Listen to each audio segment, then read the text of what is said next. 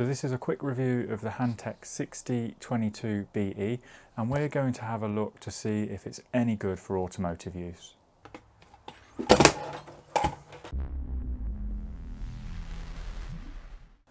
So if you haven't already done so, make sure you subscribe to see more videos on oscilloscope diagnostics for automotive. And let's get into today's video. So I bought this scope a few years back actually. Can currently be had for about $50 on Amazon. Links for all the stuff that we use in today's video will be in the description below. But I kind of bought it, I had a few goes with it and never really got it out. So it's still quite a cheap oscilloscope, and some people are still looking at this as a way to get into the world of oscilloscope diagnostics.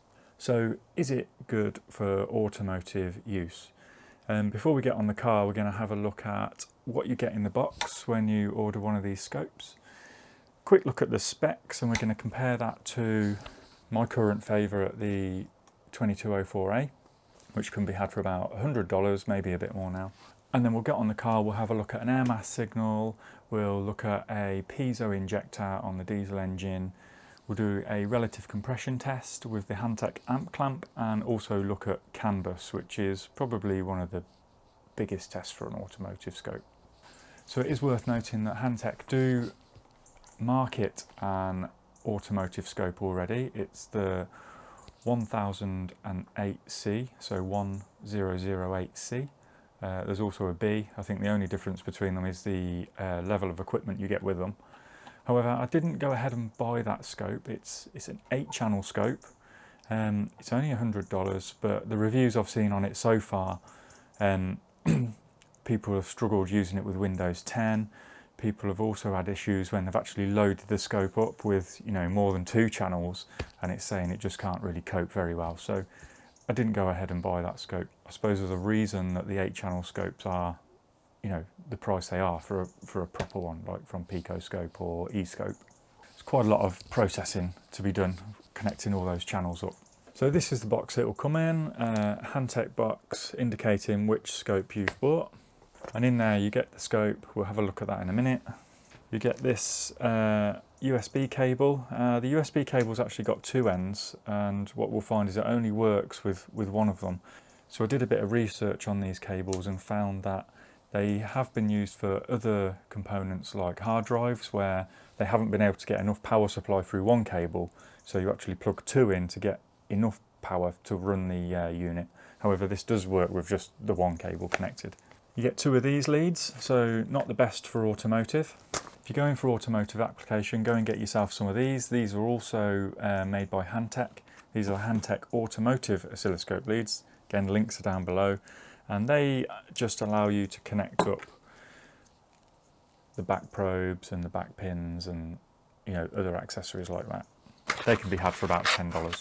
So as you can see, these leads are not really so good for automotive. There's a little hook on the end there, you can usually pull the end off.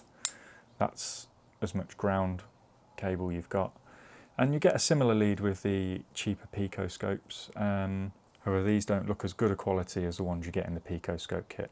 They have got like a ×10 switch on there, so if you are measuring something outside the range of the scope, you can flick it to, I suppose, attenuate the signal. That switch is also used for measuring very high frequency signals, but not so much for automotive. We also get a small user guide and some sort of frisbee. So of course that has got the drivers and the software on it. However, I don't own a laptop anymore with a CD drive. Not to worry if you don't have a CD drive, you can go onto the Hantek website and you must download the driver and the software. So there's 2 downloads you have to do to get the scope working. It's really quite straightforward. So for the scope itself, we've got a 2-channel scope, channel 1, channel 2, and we've also got a waveform generator. On the back of the scope there, you've got the USB connection. So looking at the specs, we've got a maximum input voltage of 35 volts, and if you can see that. Looking at the specs on the back of the scope, we've got 20 megahertz and 48 megasamples. So the samples is kind of quite an important one, especially for automotive use and getting a good quality signal. If you compare that to the PicoScope 2204A, we've got 10 megahertz, so slightly less frequency and a lot higher sample rate, so 100 megasamples for the PicoScope. So if you do plan on going over the 35 volt maximum input on the Hantek scope, you can get one of these attenuators. It's a Hantek 6022be attenuator, and again these can be had pretty cheap, around $10. And what that will do is reduce the input voltage by a factor of 20. And we're going to use this when we measure the diesel injector. So I suppose this isn't strictly a comparison video, but just showing you the kind of size differences between the two cheaper scopes. You can see the PicoScope is a lot smaller, but that being said, the Hantek scope isn't massive, it's still fit in your hand. So let's get on the car then and see what we get. Okay, so we're connected up and we're on 5 millisecond time divisions. We haven't done anything with the voltage, and we can see there that we've got our two signals. So what we can actually do is click on the screen and move it from side to side, like that. If we want to change the size of the pattern, we can change the time signal there and it's spread it out. Right, so let's just separate these two patterns up. There we go, so we can see the air mass on the bottom and the intake air temperature on the top. Now if we just move the trigger here, so that's the trigger setting on this scope, so if we move it down out of the way, we can see that we're no longer triggering channel 1. So if you move your trigger back into the area, it will hold it, and we can move that trigger point to wherever we want, so we can put it in the middle there. So I'm just going to go in even more to see how zoomed in we can go. So now I'm going to change the trigger to channel 2. It doesn't seem to work as well as a PicoScope trigger. It seems a little bit, it's not very intuitive. I was hoping that if we move that trigger into the pattern area there, it would hold it. Clearly not. Okay, so I'm going to hit the pause button here and see what we can do with the waveform we've obtained. So up along here we've got the settings to actually take measurements on the waveform we've obtained. So we've got a vertical cursor and a horizontal cursor. So if we put the vertical cursor on there, we can move it and we take a measurement down the bottom of the screen there. We've also got this horizontal cursor for taking horizontal measurements. And what we see is we lose the vertical cursor when we put the horizontal cursor on. However, this cross cursor, I do like this feature here. So what you can actually do is click and drag across, and we can take a measurement vertically and horizontally. It's quite a good little feature. So what I don't see on here, which we do get on the PicoScope, is the ability to go back through the memory of what we were just measuring before we hit the pause button. But what you can do is actually change the time setting here. So that almost acts like a zoom feature, and we're actually getting quite a good resolution for the price of the scope. We can see here that as the signal rises, it does curve a bit, which is something that you would get on lower spec scopes. Let's just see if we can adjust the voltage setting as well. Oh yeah. So we can actually manipulate the voltage and the time settings with a paused signal, which is quite good. Okay, so I think what we'll do next is we'll get the attenuator on the front of the scope and take a measurement of the diesel injector. Okay, so we're connected up now onto the diesel injector, and this is a solenoid type injector. You can see there we've got the trigger set, however it keeps moving around a bit, which is, it's not great. You see we had issues with the trigger on the frequency signal as well. Not sure if I'm doing something wrong, but it doesn't seem so intuitive, but we are getting a signal there. Okay, so you can see there I've had to change the voltage scale to 500 millivolts because we're using the signal attenuator. I think from memory the voltages on these injectors are around 60 volts. Piezo injectors can go up to around 150 volts.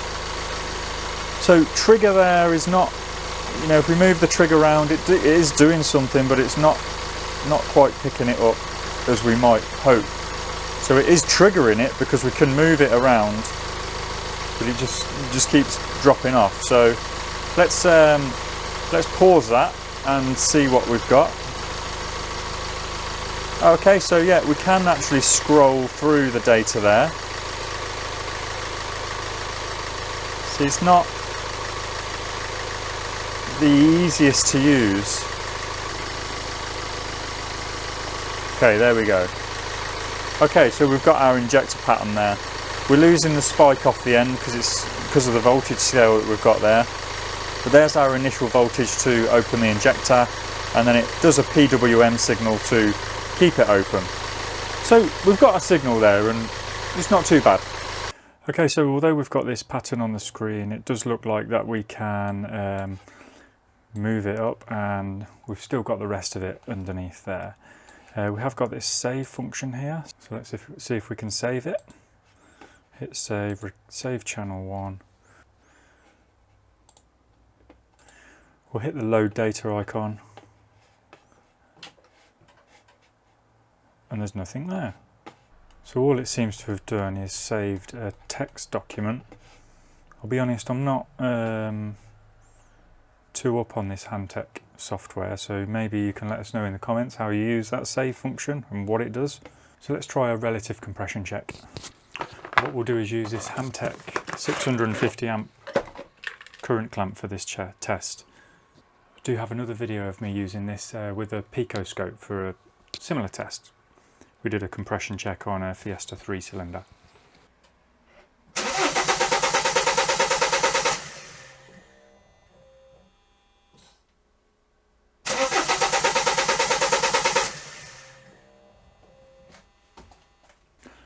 Okay, you might have saw that we actually got a read in there. However, there doesn't seem to be a way to scroll back through the memory. So it doesn't give me time to get out of the car, come back round to the laptop, pause the scope and go back through the memory. Let's try it on a longer time scale. However, it did seem a bit slow. So we set the scope going, and you saw on the screen that the line came out, and it just refreshes once it does a whole kind of sweep of the screen. So let's try it again on maybe a higher time scale.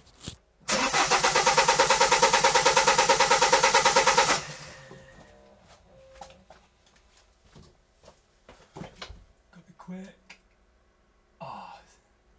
So you might have saw there that we got a waveform on the screen, but I just wasn't quick enough to get round out of the car to stop it in time. So I might try moving the laptop a bit closer to the door.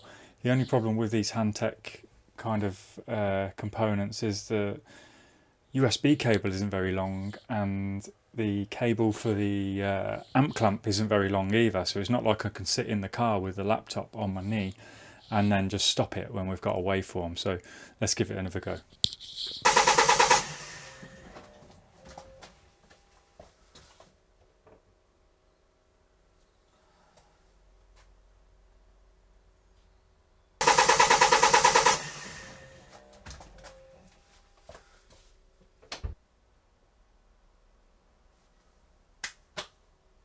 Okay, so you might have saw there that we caught a few relative compression waveforms, managed to stop it in time, but then when I stopped the scope, it's almost like it's kept running and refreshed the next page. So it's not a great tool for doing those longer term measurements. Maybe if you've got the scope on your knee in the car, it might be a little bit easier. So let's just see if we can analyse what we've managed to capture. It's like 200 milliseconds worth of data. So let's decrease the time first. Okay. And another quite a good feature, instead of a zoom feature, it's more of a, you change the time and the voltage settings. So if we reduce the voltage there, we can see we've got a bigger capture. Reduce the time a bit more. So we can kind of see our compression strokes there, but it's not the best resolution, if you like. So based on these results, I'll suggest you go and watch the video I made on doing a relative compression test with a PicoScope. I'll link it in the description below. there's no match, I don't think, between this and the 2204A for relative compression. Okay, let's give it a go on CAN bus. Okay, so I'm connected up to CAN high and CAN low of this high-speed CAN network. I'm on the fuel pump control module. You can see there we're currently set at 1 millisecond per division and 5 volts for channel 1 and channel 2. So you can see there we've got some activity on the screen, so I'm just going to bring them together and we can then adjust the voltage settings. So we can see the voltage is quite small at the minute, so I'm going to reduce the voltage settings so the pattern on the screen gets bigger. Let's go for 1 volt, okay. Okay, next we're just going to reduce the time scale. At the minute it's quite squashed up, so let's just go down to 200. Okay, that's much better. Let's bring the trigger in, let's see if the trigger works this time.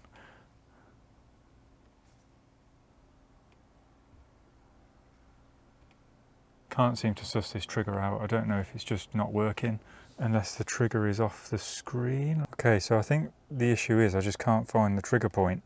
It is triggering, but where to, I don't know. Okay, let's reduce the time a little bit more.